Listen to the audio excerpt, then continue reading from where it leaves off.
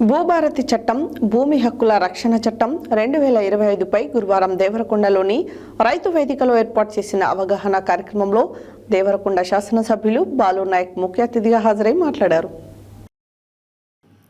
భూభారతి చట్టం, భూమి హక్కుల రక్షణ చట్టం 2025పై గురువారం దేవరకొండలోని రైతు వేదికలో ఏర్పాటు చేసిన అవగాహన కార్యక్రమంలో దేవరకొండ శాసనసభ్యులు బాలు నాయక్ ముఖ్య అతిథిగా హాజరై మాట్లాడుతూ ప్రతి రైతుకు మేలు జరిగేలా రాష్ట్ర ప్రభుత్వం భూభారతి చట్టాన్ని తీసుకొచ్చిందని, రైతుల భూముల సమస్యలను భూభారతి ద్వారా పరిష్కరించుకోవచ్చని తెలిపారు.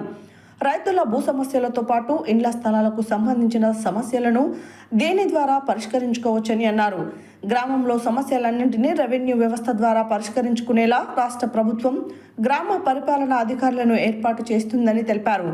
భూభారతి చట్టంపై గ్రామాన రైతులకు చెప్పాల్సిన అవసరం ఉందని, 100 సంవత్సరాల వరకు ఈ చట్టం ఉపయోగపడుతుందని ఆయన చెప్పారు. భూభారతి చట్టంలోని సెక్షన్లు, షెడ్యూళ్లు అందరికీ అర్థమయ్యే విధంగా సులభమైన రీతిలో చట్టాన్ని తీసుకురావడం జరిగిందని, రైతులు దీనిని పూర్తి స్థాయిలో సద్వినియోగం చేసుకోవాలని కోరారు.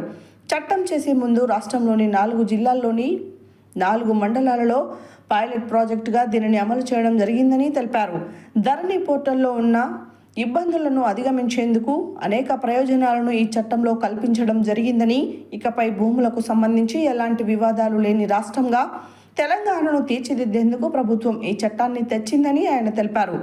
భూభారతి చట్టంతో భూమి కలిగిన రైతులకు భూమి మీద హక్కును కల్పించే విధంగా రాష్ట్ర ప్రభుత్వం చట్టాన్ని తీసుకొచ్చిందన్నారు.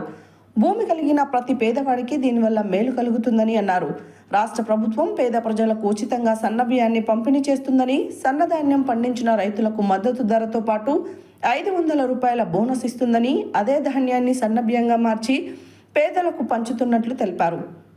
ఈ కార్యక్రమంలో అదనపు collector J Srinivas, Devarakonda RDO Ramana Reddy, స్థానిక ప్రజాప్రతినిధులు, అధికారులు పాల్గొన్నారు.